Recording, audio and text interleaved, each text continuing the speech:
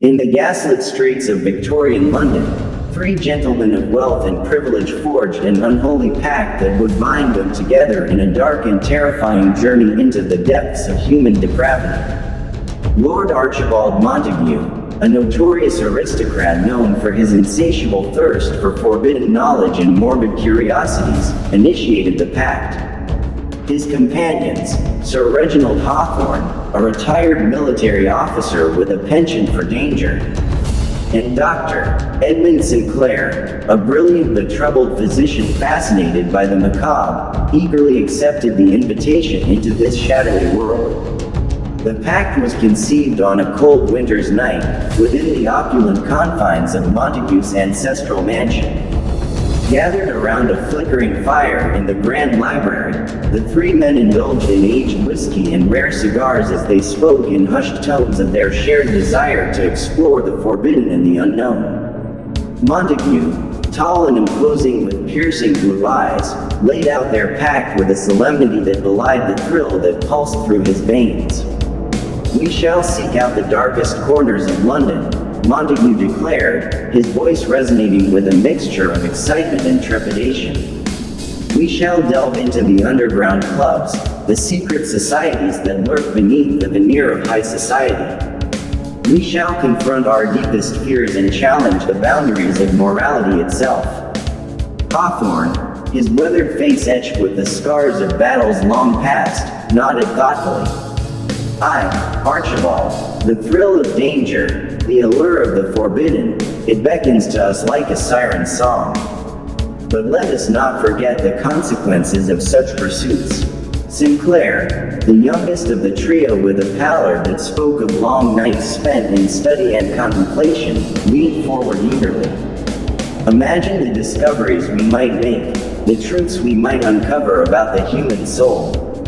The mind is a labyrinth, gentlemen, and it is our duty to explore its darkest recesses."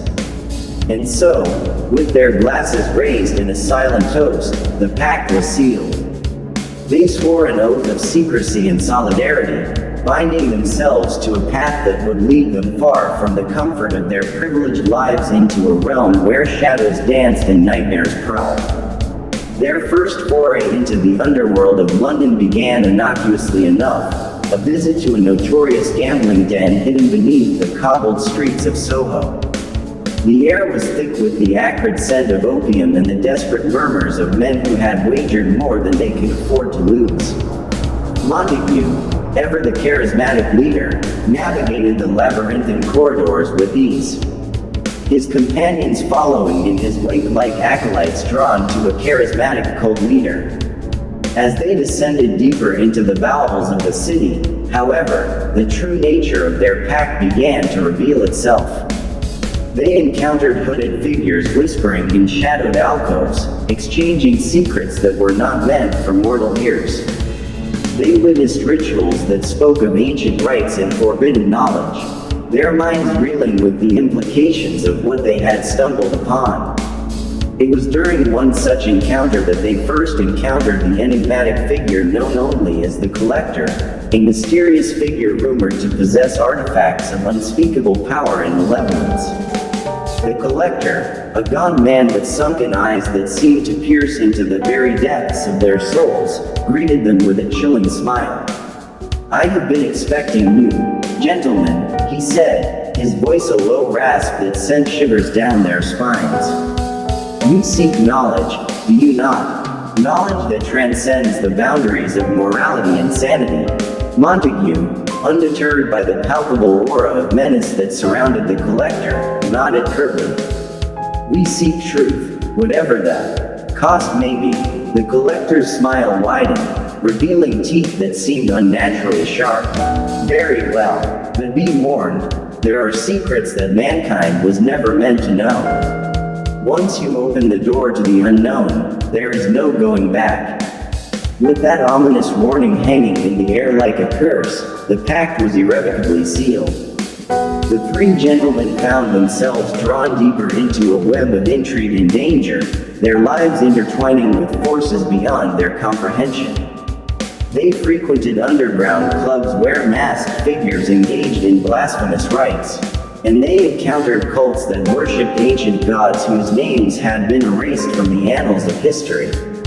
As the nights grew longer and the boundaries between reality and nightmare blurred, the three men found themselves grappling with their own inner demons. Montague, haunted by visions of a past he could not remember, delved deeper into the occult in a reckless bid for power. Hawthorne, scarred by the horrors he had witnessed on the battlefield, sought solace in the adrenaline rush of danger and violence. And Sinclair, burdened by guilt over a tragic mistake that had cost him everything, immersed himself in scientific experiments that bordered on madness. But it was their encounter with a spectral entity known as the Whispering Shadow that would forever change the course of their lives. The Whispering Shadow, a malevolent force that fed on fear and despair, lured them into a nightmarish labyrinth where reality itself seemed to unravel.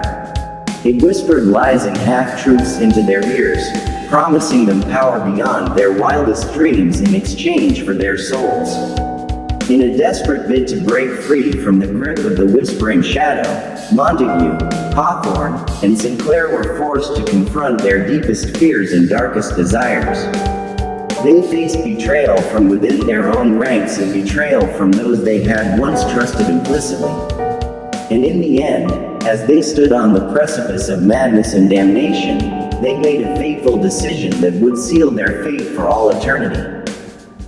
In the cold embrace of a mist-shrouded London night, the echoes of their pact still lingered in the minds of Lord Archibald Montague, Sir Reginald Hawthorne, and Dr. Edmund Sinclair. The allure of the forbidden had set their hearts racing, and the whispers of a long-vanquished figure known as Dracula ignited a fire of curiosity within their souls. It began with a chance encounter in the dimly lit back room of an exclusive gentleman's club. Montague, ever the seeker of esoteric knowledge, overheard a hushed conversation between two aging aristocrats.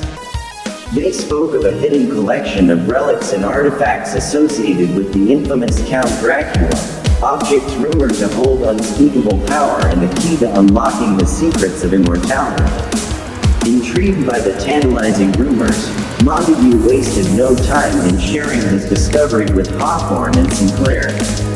They gathered once more in the opulent confines of Montague's library, surrounded by the musty scent of ancient tomes and flickering candlelight, to discuss their next course of action.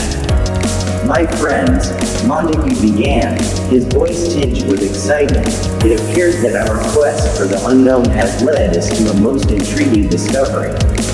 The legend of Dracula, thought to be nothing more than a tale to frighten children, may hold more truth than we could have possibly imagined."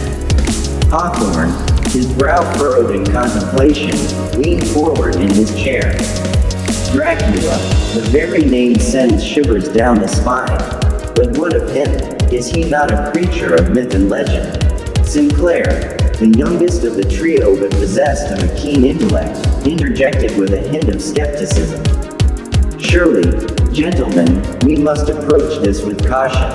Legends often distort the truth, and the line between reality and fantasy can be perilously thin." Montague nodded thoughtfully, his mind racing with possibilities. "True, Edmund, but consider this, what if Dracula was not merely a legend, but a being who walked among us, wielding powers beyond mortal comprehension? The artifacts we seek may hold the key to uncovering the truth."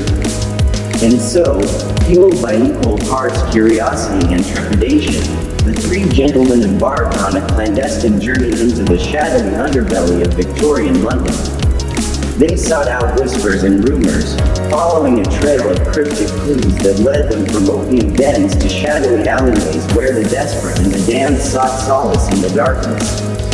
Their quest for relics associated with Dracula led them to encounters with dubious characters, antiquarians with a penchant for the occult, charlatans who claimed to possess forbidden knowledge, and enigmatic figures who spoke in riddles and half-truths. Each encounter deepened their conviction that they were on the cusp of uncovering something extraordinary. Something that had the power to change their understanding of the world forever. Their first breakthrough came in the form of an ancient manuscript discovered in the archives of a crumbling estate on the outskirts of London. The manuscript, written in a language long forgotten by modern scholars, spoke of a shadowy figure who had once ruled over a kingdom of darkness. His name was Dracula, a name whispered in fear and reverence by those who dared to speak of him. According to the manuscript, Dracula had been vanquished centuries ago by a band of brave souls who had sacrificed everything to rid the world of his malevolent presence. Yet, despite their efforts, his legacy endured in the form of relics imbued with his dark essence, relics that promise power and immortality to those brave or foolish enough to seek them out. Armed with this newfound knowledge, Montague, Hawthorne, and Sinclair delved deeper into their quest.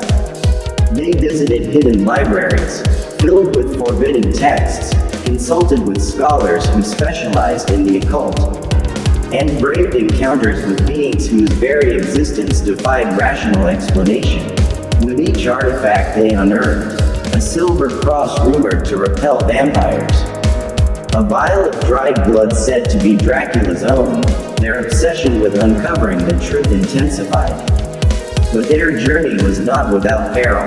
They encountered adversaries who sought to thwart their progress, a secret society of vampire hunters who viewed Dracula's relics as abominations to be destroyed, and cultists who worshipped the memory of the ancient vampire lord with fanatical devotion. They faced betrayals from within their own ranks, as doubts and suspicions threatened to tear apart the fragile bonds that held them together. Yet, through it all, their determination remained unshaken. For Montague, the quest represented a chance to unlock the mysteries of the universe and attain a power that would elevate him above the constraints of mortal existence. For Hawthorne, it offered an opportunity to confront the darkness that had haunted him since his days on the battlefield. And for Sinclair, it was a chance to prove himself worthy of redemption for sins that weighed heavily on his conscience. As they drew closer to their ultimate goal, the lair where Dracula was said to have met his end, they found themselves standing on the precipice of a revelation that would either elevate them to heights of unimaginable power or plunge them into the abyss of eternal damnation.